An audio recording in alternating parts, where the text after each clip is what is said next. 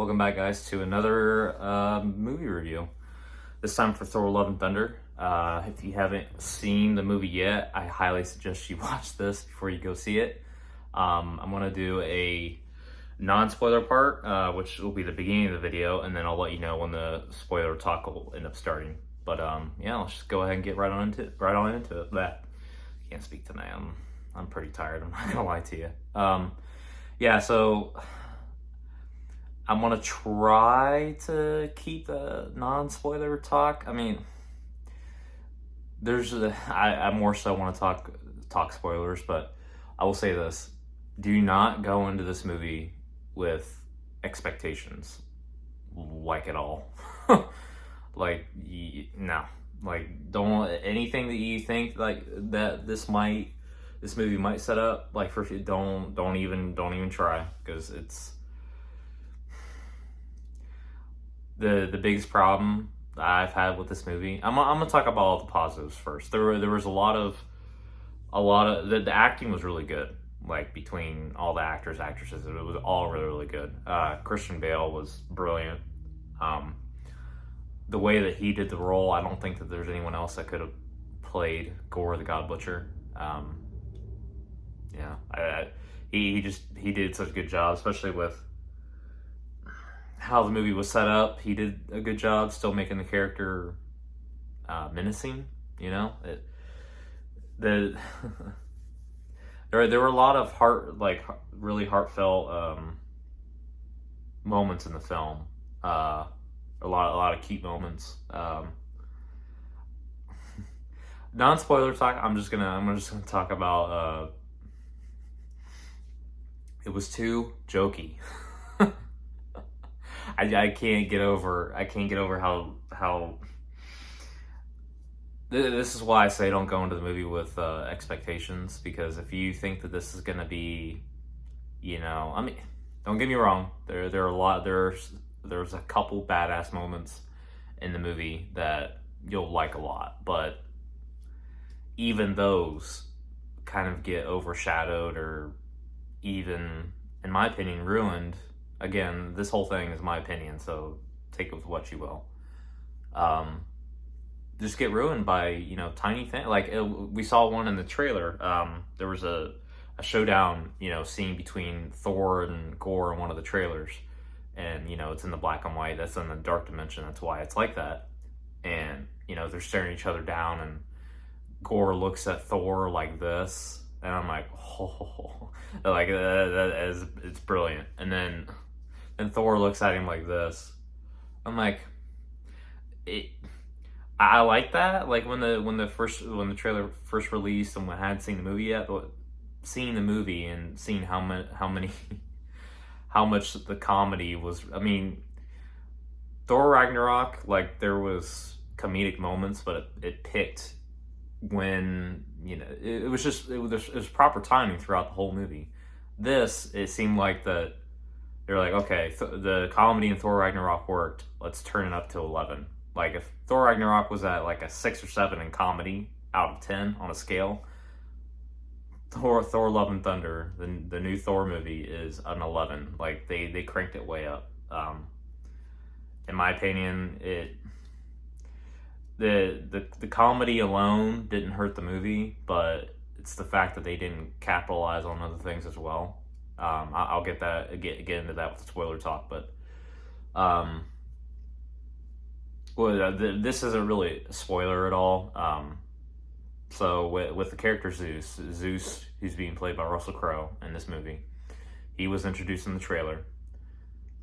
I was interested because I didn't really think that Russell Crowe can. I mean, if you've ever seen The Gladiator, you know that he's a phenomenal actor. So I gave it the benefit of the doubt because I didn't realize how much shorter Russell Crowe is than Chris Hemsworth. Chris Hemsworth, I guess, is a big dude. He's like, I actually got to go to the traveling Marvel exhibit that it came here to Ohio, and they had one of his costumes on display, and he's got to be like 6'3", 6'4". Sorry, that thing kicking on is my central air. But it's not that the Zeus, whoever portrayed the character of Zeus in the MCU had to be tall, but like it kind of just threw me off when I saw them in a scene together, and it's like, and on top of everything else, they made him. I don't know how he is in the world of the Marvel comics. I know how he is in the DC universe. He's a badass in the DC universe, and he's kind of cruel actually. So I thought that they were gonna. I don't know how he is in the Marvel comics. Maybe he is this way, but they made him a fucking joke. Like sorry, my battery's low. There we go. Yeah, they made him a joke. Like, it was just off-putting. Like, and I wouldn't have had such a problem with it, but Thor, like, hyped him up, like, in the movie, like, right before they actually got, like, a talk with one-on-one, saying that he was all-powerful, like, had all this wisdom, and then we get to talking to him in the movie. Our heroes, our characters get to talking to him, and he's a joke. Like, it would be like if a homeless man got, or not a homeless man, but if a really bad comedian got put in charge of, I don't know. It was just not what I wanted at all. They had him do this accent. We kind of got a glimpse of it in the trailer. I don't know how Greek accents are. I'm not from Greece. I've never met a person from Greece. You'll have to let me know in the comments. But if you've seen the movie, or you can tell by the trailer. But if they would just would have went with Russell Crowe's actual voice, that would have been more fun with me. The fact that they had him do whatever the voice that he was doing made it even more goofy. And I'm just, at that point in the movie, I was just like kind of sitting there, and I was like, I've never sat through a Marvel movie, and my thing that frustrates me the most is it would have actually been a really great movie had they just not overdone it. Like they just overdid it the whole movie, and not in a good way. Like it was the first Marvel movie, I think, ever, and that includes the Eternals, because I went and saw the Eternals in theaters. So the first Marvel movie ever where I was like, when's this gonna be done? And that's really sad. And again, I'm not trying to dog on anyone at all, but I just don't know what in the fuck happened. Yeah, all this time, I think the movie itself got delayed. Did it get delayed once or twice? I'm not sure, but yeah, I don't understand what happened, and I feel bad for the director and Chris Hemsworth, because Chris Hemsworth actually I think he had a larger part in this movie itself. So I don't know if in his we found out all of his kids are in the movie, which is awesome. That's amazing. I don't know if maybe because of that fact he wanted it to go like he encouraged the direction of the movie to go that direction, because he wanted it to be a fun movie for more so for kids. I don't know, but it's not okay, man. Like, I hope that Morbius, like, I'll go even far as to say this: Morbius was better than this new Thor movie. Like, a lot of people didn't like Morbius at all, but comparing the two, like, you'll know what I mean. Like, once you go see the movie, I mean, I don't know, you might have a different opinion. Again, this is just my opinion, but I just don't understand the direction that they went at all. They cut out a bunch of stuff, from my understanding. I think the movie was around 2 hours. They cut out supposedly 2.5 hours of material. And come to find out, Peter Dinklage, who played the last dwarf in Infinity War that helped Thor craft Stormbreaker, and Jeff Goldblum were apparently both supposed to make an appearance in this movie. They both got cut from the movie.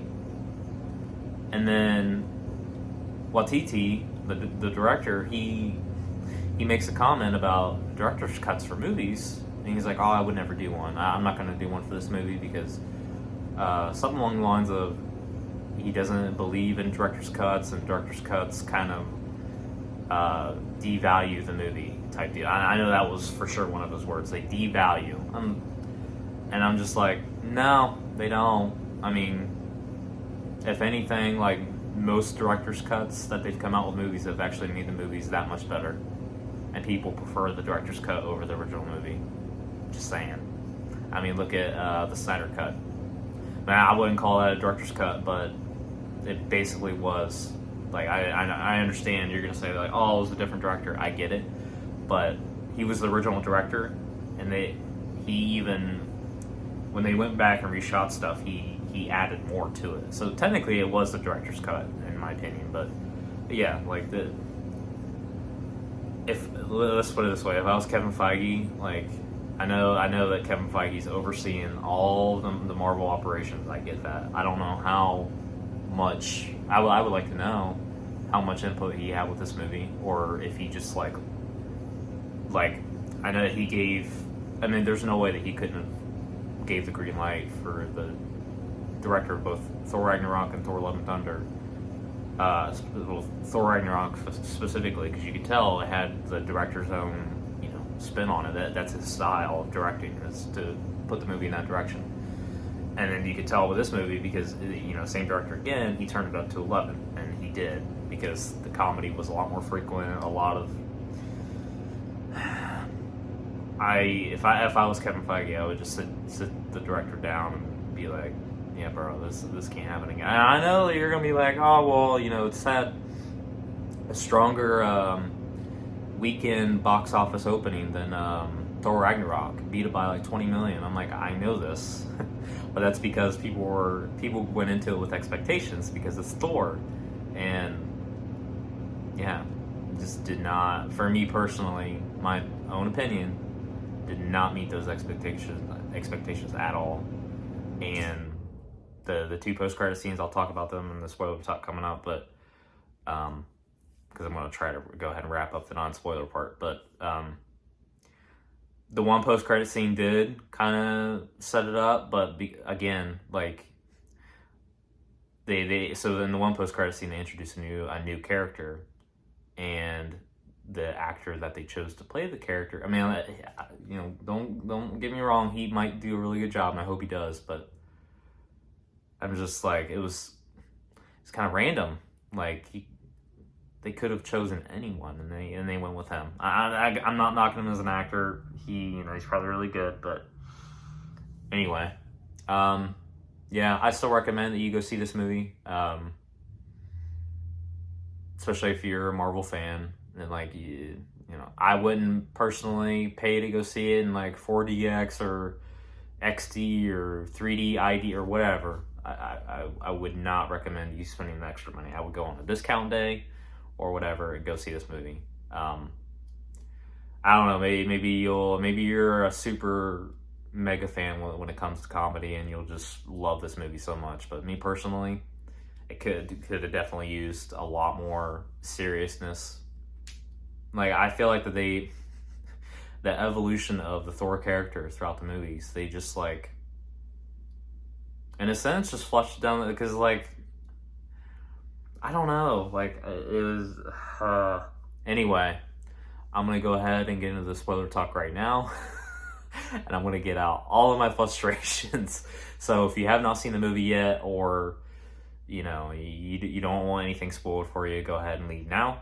You can come back and watch the second part when you've already seen the movie and listen to me talk about that.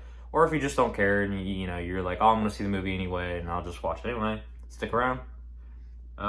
3, 2, 1. All right. So this kind of goes along with everything they cut out. Apparently it was a shit ton. So the movie starts off with Gore, walking in the desert. Like, okay, again, I've read some Marvel comics. I haven't read all of them. I'm more familiar with the whole lore than I am like an expert or anything. But so in the comics, Gore, his whole civilization, including his wife and daughter, are wiped out by, I think they said it was a combination of plague, famine, all that. But the movie starts out, and I mean, we see Gore's daughter. We don't see his wife. Like my main problem with the movie overall is there's no build up at all to anything. Like it's just like, it's like in your face. They're just like, it's almost like they're cutting the scenes and be like, oh, we're doing this now. Oh, we're doing this now. They didn't show his wife at all. They just showed his daughter. And like, it could have been more emotional, more impactful if he would have shown that. Even if it would have took the extra time, and you showed like his people like slowly dying off or getting wiped out by whatever. That would have made more sense to me. I don't understand why they did it in that direction. Christian Bale still crushed it though. It may have been bad overall, like the movie, but in my opinion, but he still crushed it. He like for his character and what he had to work with. So his daughter dies apparently of dehydration because they're in the middle of the desert. So that's what I'm assuming. I think it would have been more impactful if she would have died of plague, or some sort of plague or illness or whatever. But I digress. So, and then he goes to the Oasis, just like the comics. He, instead of the good god being near death, and then the dark god being near death, instead of doing that, they threw that out the window. The good god looked like completely unscathed, wasn't hurt at all. The dark god, whoever it was, because it wasn't fucking Noel, which is another problem I have. But anyway, he was completely dead. So if that was Noel, I don't know how they're going to explain that. Because I correct me if I'm wrong, but he's probably them and the Celestials are the only entities where like there's not a multiverse of them. So like there's not. I mean, correct me if I'm wrong, but I think that they're the only entities. So the fact that you would kill an entity like that off in the MCU is kind of especially if you plan on using it in the future, is kind of idiotic to me. But anyway, so and then on top of it all, the good god looks like a sissy. Okay, like he's not other than the fact that he's tall, he's not intimidating at all. Not enough to the point to where I think that he could kill Noel, the Lord of Darkness, the person that carries the all black, the Necro Sword. Yeah, no. So that wasn't believable for me at all. So that was a bad start to the movie in general. And I cheered when Gore killed his ass, but yeah. So then it continues from there. They show, Thor's whole training montage, him with the Guardians. I actually love the comedic part at that part of the movie where, he takes down the whole army, accidentally destroys the temple. That was funny. That was all good. I didn't mind that comedy at all. Again, like, I didn't not like all the comedy in the movie, but it just kept on going. And, like, as you progressed through the movie and the threat became more and more real, I just expected it to get a little more serious, and it did not. So they go. After that, I really had no issue with the movie at all. The scene where they're in New Asgard and all that was good. I feel like they could have probably, I don't know, maybe done a little better. In terms of Jane Foster and Mjolnir. I like how they did it, but I think they could have done better. They could have done something more, instead of her just like hearing a wind or a puff of wind. I don't know, maybe it was Odin blowing some gas. I don't know, but and then she's looked in the book. She's like, "Oh, Mjolnir will carry me," and then she just goes to New Asgard, and it's all broken up. And I feel like they could have done something more cool to get Mjolnir to Jane. But So then after that, you know, they have the whole battle. That was badass. Gore taking the children was, I don't know if that's how it goes in the comics at all, but that was a really nice touch. I like that a lot. Trying to think what else. Let's see. Oh, the one problem I had in the classroom again. So Thor's with like all the parents or all the townspeople of New Asgard in the town hall or whatever, and you know they're all beside themselves, of course, because all their children got taken, and Thor's giving this really inspirational speech, and it was just the little things like that for me, like that comedic moment wasn't really even comedic; it was kind of annoying. They could have just made it a serious moment and a really heartfelt moment where Thor gave this powerful speech that he's, you know, they're going to get the kids back, you know, or whatnot. But it got interrupted by Mink on a board. It wasn't even really that funny. It was just annoying because he or she, I don't want to use the proper verbiage, but was writing on the board making these annoying ass noises, like, and it wasn't really that funny. I'm like, why did that need to be put in there? I didn't. There was just stuff like that, like certain comedic moments, quote unquote comedic moments like that throughout the movie that I just didn't agree with. So then I believe after that they go to I have to mention the goats. I was completely. Some people said that they could have done without the goats, or at least in certain parts of the making the sounds of the movie. I was fine with it. Like, that was the one comedic part where I was like, yeah, they didn't overdo it. They could have done it a little more, actually, and I would have been fine with it.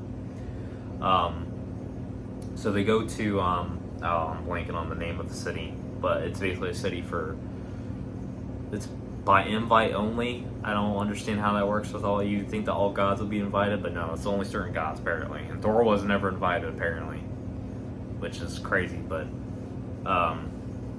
I know the name of the city starts with a P. I can't remember, but they go there, and you know they're gonna go there to ask Zeus for help and blah blah blah blah. There's another problem I have with the movie. So, and there was a picture like art or whatever that they took from the movie, and they used it to promote the movie or it leaked or whatever. That showed, I believe, the Wakandan god Bast. The Panther God, and I was like, oh, there's gonna be a connection here. Like they're gonna have some sort of badass moment where Bast, helps them in battle or whatever. They didn't do none of that. They didn't even show. Literally all they showed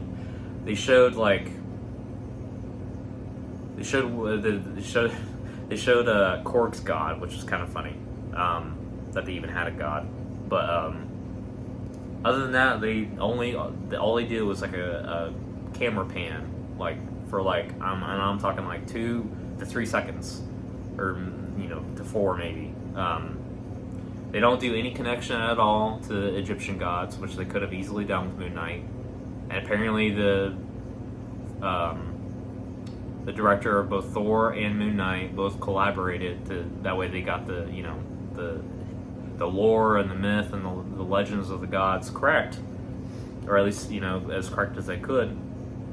And yet they didn't fucking use them in the movie, like at all. They didn't even like show like Khonshu, or they didn't even have to show Khonshu. They could have just shown a few Egyptian. Thor even mentions Ra at one point when he's naming off some gods, but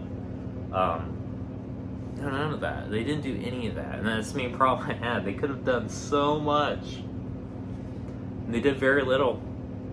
Like, I don't understand it at all. I don't understand why they didn't do it. But anyhow, but yeah. So that was the boss thing where they didn't even. I don't know why they showed that. And I don't even believe there was a part of the movie where they even showed it. Like they showed the I think it was female boss, the god, the Panther god, sitting below King Valkyrie, and Jane.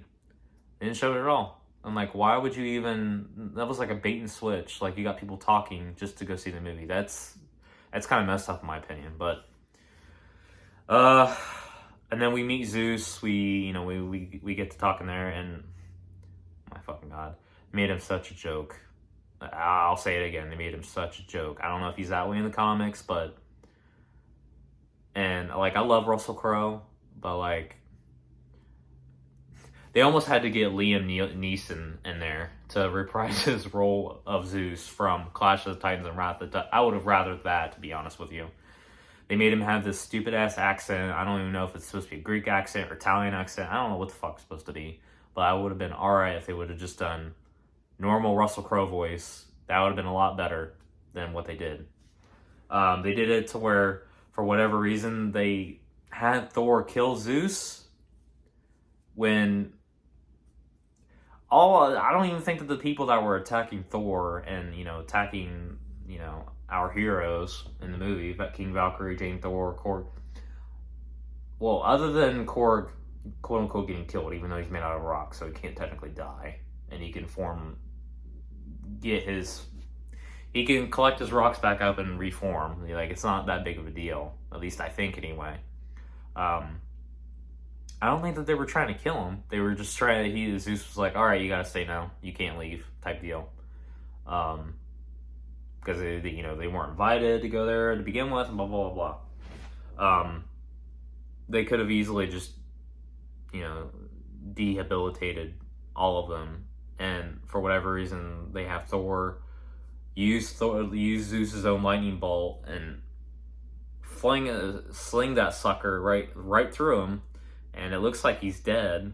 Get to that later on, but so that happens. They end up escaping. They leave. So then they go. I think after that they go to. Yeah, they go to the dark dimension, or the realm of whatever it's called, realm of shadows, whatever. To go, get the kiddos back. That's really cool. I didn't even know that Heimdall had a son. I like that they did that as well. Like I said, I'm not trying to dog on the movie in general. It's just overall, it's just not good in my opinion. But I like that they added certain little things. I really like that they added. I like that because I don't even think that they ever mentioned, like in any of the Thor movies or Avengers, that Heimdall had a son at all. So that was a pretty cool thing that they did. They used it to where Thor could use Heimdall's son's, his name is Axel, his sight, like his I don't know what they call it in the comics or whatever, but yeah. So they get there, the whole point of it is they're trying to stop Gore from reaching eternity. Yeah.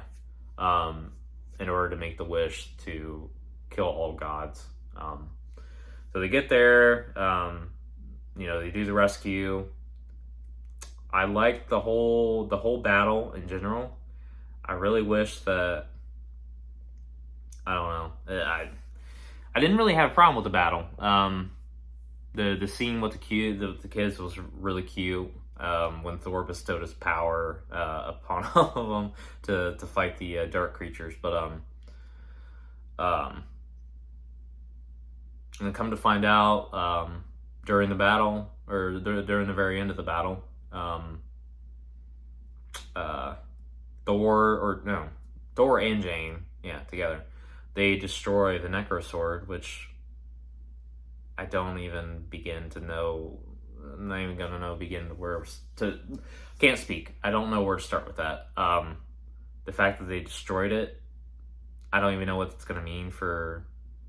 I don't know what happened. Like, I don't even know if they tried to consult Sony at all. And then this is the thing that really pisses me off is, I'm not gonna name any names, but a good, I don't know what you would call it, website or whatever that is really reliable and all information. They had an article posted on social media or whatnot. They're like, they confirmed Venom in the MCU. No, they didn't. They didn't do that at all. And Thor, they did not one bit.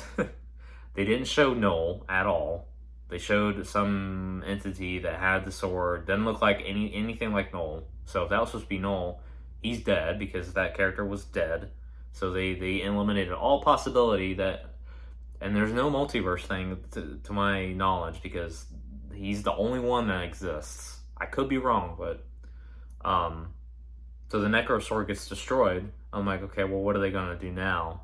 I mean, I don't know. Again, I don't know the comics. I don't know if Noel can just craft another Necro Sword or whatever, but they didn't have that kind of cheapens it. If so, because I don't know. It's just so I don't know if they just couldn't make a deal with Sony or if they even sat down with Sony and the deal either just didn't happen. So they had to think of a way to do it properly without tying it to Venom and Sony, and I don't get why they did that at all. But anyhow, so they get to Eternity. It looks like Gore's gonna make his wish. Thor kind of has this heartfelt speech to Gore that why he should, instead of choose to murder all the gods, he should wish for his daughter back, which I watched some reviews. Some people said that they didn't buy that Thor could that easily convince Gore to not kill all the gods. And that I bought it in a sense that you could tell like the way of acting that Christian Bale had throughout the whole movie. He loved his daughter very, very much. So I could definitely buy him choosing to have his daughter, but even if it meant that he would die, because I mean he was, as part of the deal with the Necro Sword when it's not with Null is it slowly kills the host like that wields the sword. So I could definitely see, I could buy it that Gore would, even though he couldn't live to be with his daughter, he would want his daughter to be alive. I could totally buy that. So I didn't really have an issue with that at all. Some people did. Some people said that they didn't buy it. That he was just one little speech that Thor gave, and then Gore was completely convinced. But so they do that, and then the very end of the movie with Thor and what's her name? Sorry, I'm blanking on it. Anyway, so the whole reason why the movie's called Thor: Love and Thunder is because that's their nicknames. That's what they're known by, Love and Thunder. So Thor is thunder, and then Gore's daughter is I'm still blanking on her name. I don't know. Anyway, she's love, and it's just the whole ending scene of the movie is just freaking adorable. She's wielding Stormbreaker. It's like as big as her, if not bigger. And then Thor has his hammer back because Jane dies, unfortunately. And then they stay true to that with the comics. It was the same way in the comics. Because every time she would wield the power of Thor, her human form would become more and more weaker. I'm glad that they did that little wrap up on Jane's character as well. There was many issues that I had with her character in general. Mainly I scratched that. Not with the character, the character in general, with the actress herself, because she had her issues with Marvel because she wanted to be paid more, and I don't know if she wanted to be paid more to be the Mighty Thor, or if she wanted to be paid more just to be Jane Foster. If it's the case of being just Jane Foster, like, I'm sorry, but you're Jane Foster, and the movie revolves around Thor, Chris Hemsworth, so you're not going to get paid as much as him. I'm sorry. It's just not how it's going to work. But, anyhow, so the very end of I like how they ended the movie.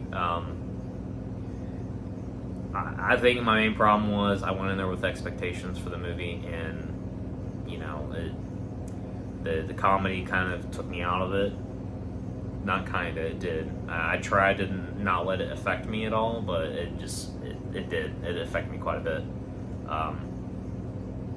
Maybe if I were to watch it again, it would be different. I don't know.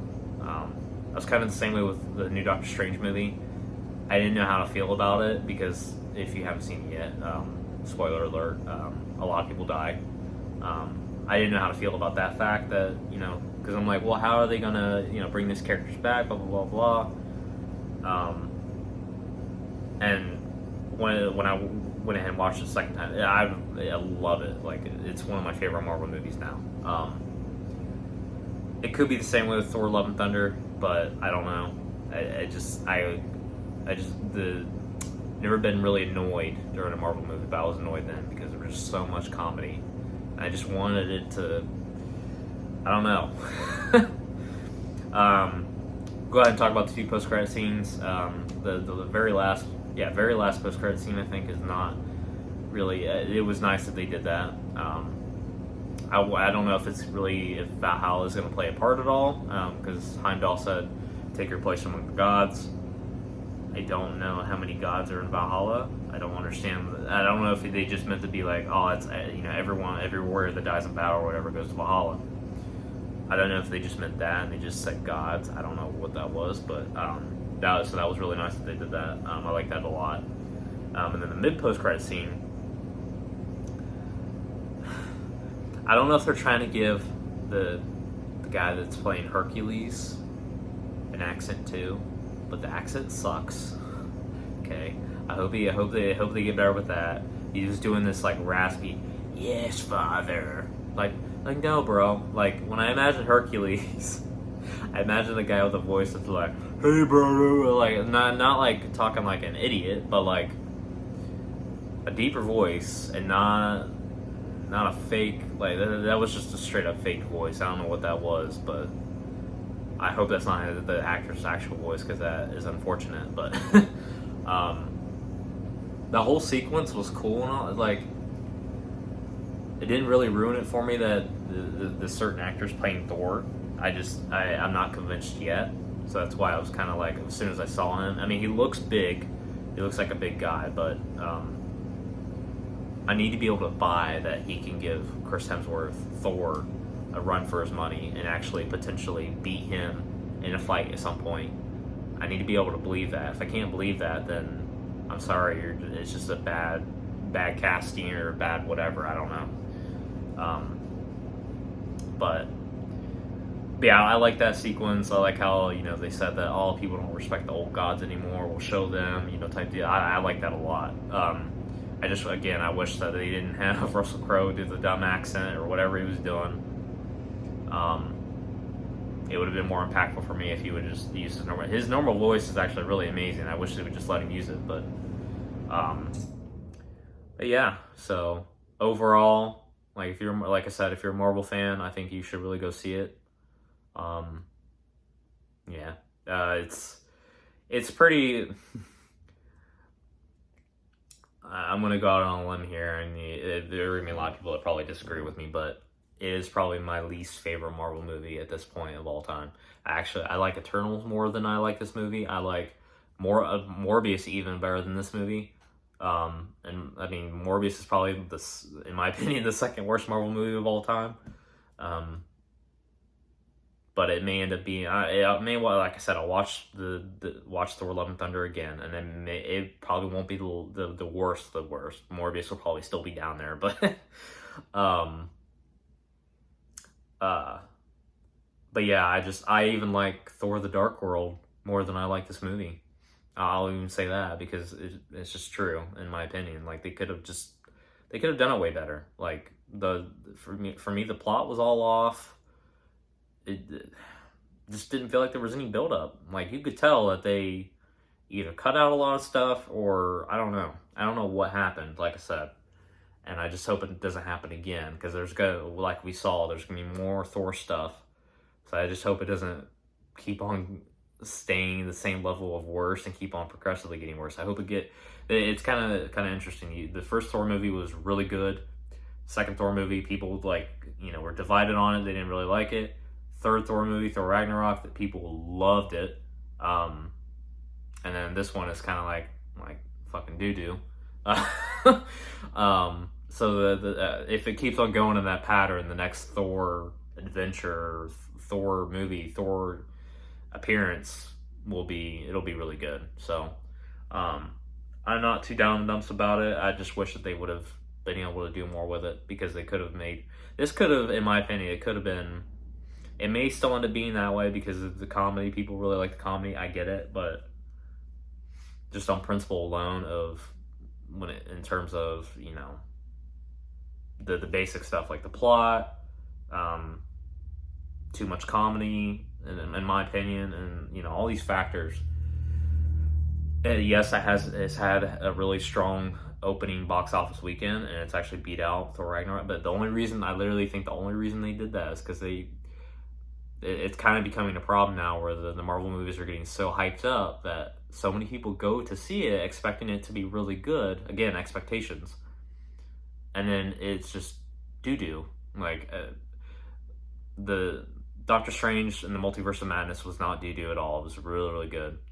They didn't really hype it up a lot, but I think people had expectations on Eternals. And, it didn't get it. Same with Morbius. People wanted more Spider-Man stuff, and that kind of got hyped up a little bit, and it just, again, doo-doo. But yeah, so I think that they need to tone it down a bit, because it's getting to be a problem. It has a strong weekend box office opening now, but I feel like that it's just not.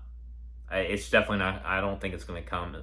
I would be surprised. I would be shocked, but I don't think it's going to get even close to Doctor Strange 2 and how much money it grossed and whatnot. So worldwide, but yeah. So that's my thoughts on it. Overall, I still recommend that you go see the movie if you're a Marvel fan. I wouldn't pay anything extra. I would go to like a discount day, like I said. I can't really say that other than like a Hercules either solo movie or spin-off, or Hercules being in the next Thor movie, or whatever. Other than that, they don't really set up too much. They could have set up Noel. They could have set up, had like Easter eggs for other gods, and how it's like, because we got the new Wakanda movie coming out. They could have done a connection for Bast on that. They could have done the thing with Moon Knight. They could have done all these things, and they just chose not to do it. So that's my main problem with it. But yeah, so other than that, guys, that's all I got for you. Some of the stuff that I got coming out next is going to be, like I said, I'm going to live stream God of War 1 through 3, and then God of War 2018 leading up to God of War Ragnarok. I'll be live streaming some other games as well alongside it. Try to anyway. I am going to have a stretch of 3 weeks starting July 24th of where I won't be uploading at all until August 12th. It's just out of my control. I can't do anything about it. I have to, I have obligations to this thing, at least for another year. And then I'm totally free. I'll have probably more free time on my hands. I don't know what to do with, but I already do now, and I try to keep busy now anyway. But yeah, so I have all that coming up. I'll be doing that. I want to address the TV show reactions and movie reactions. What I'll probably end up doing, if I do any reactions at all, it's just a crap ton of editing, and I just did not know. It would be fine if I didn't, work a full-time job and then also technically have a part-time job. But it's a lot, and I really enjoy doing this, but to spend hours and hours and hours, and like, I don't have proper edit. I don't have the proper equipment that I would like to have. I don't have it. So, and I don't want to half-ass something. I don't want to portray it as, oh, this is the best I can do, because it's not the best I can do. If with the right equipment, maybe eventually one day that I'll get, if the channel takes off more and more or whatever, I'll be able to afford that at some point, afford that equipment, and make better and better content for you guys. But in the meantime, I'll try to do like movie reactions from time to time, but in terms of, it's just, I'm basically, in reality, I'm doing like multiple channels all in one channel. So like, the gaming stuff should technically be, it's all one channel alone. And I thought about doing that before I even started my channel to begin with, but I like how I got it all organized into playlists and whatnot. But yeah, so I'm technically trying to do multiple channels at one time, and there's just I thought it was doable for me, but it's just not right now. It's not in the cards for me right now. Like I said, I'll still try to do like a movie. I want to do another thing too with the actual like TV show reactions, where I have the little screen up while I'm reacting to it in real time, or the movies for that matter. There's copyright issues, so I don't want to go through because say if it's like an hour and a half movie, and then because YouTube won't allow you to show it frame by frame for the reaction or whatnot. So you have to cut it down. So like say I cut that hour and a half movie down to like 40 minutes in total, right? And show like my best reactions, best scenes to of the movie. I don't want to do all that work for it to be copyright claimed, and then I not at any point, if I ever do get monetized by YouTube, which would be really nice, I would enjoy that a lot. I enjoy doing this just for fun, but it would be nice to be paid for having fun, basically. Yeah, so I don't want to do all that work and then just not. I'm okay with smaller videos being copyright claimed, for music or whatever. There's certain videos I know that I'll eventually have coming out that they will be copyright, and I'll let them be copyright claimed because I want you guys to be able to have the full experience. It'll be mainly with like probably gaming videos or whatnot, but yes, I don't want to go through all the work just for it to be copyright claimed. It would it would be so defeating to me, because I've had it when I first started the channel and I had my first copyright claim on it. It wasn't that I was so defeated, but it was just the fact that I started the channel and I didn't have that many subscribers, so it's like it's not a good feeling, let's just put it that way. So I'm gonna try. It'll eventually happen. What I'll probably do is I'll do one movie reaction video, and if I manage to do it correctly and to YouTube's liking or whatever, and it stays up and it's not copyright claimed or whatever, then yeah, I'll just continue to do it. It'll just take me some time to get those out, because like I said, it's a lot more editing than what I do, because the live streams, they don't require any editing at all. But I even have, sorry, I am down to 10%. It's telling me to get off here. But yeah, so that's what I'm gonna do for the time being. Meanwhile, while I'm gone, not uploading for those 3 weeks, you guys can catch up. I know it can be a lot, especially with the gaming videos, being that they can be so long. My goal is to usually end the video like an hour and a half, 2 hours. That's my goal. But like if you game at all, or if you dabble in it or anything, that you can just get lost in time. And there's also the fact of knowing when to end the video, like end it off at a good point, not right in the middle of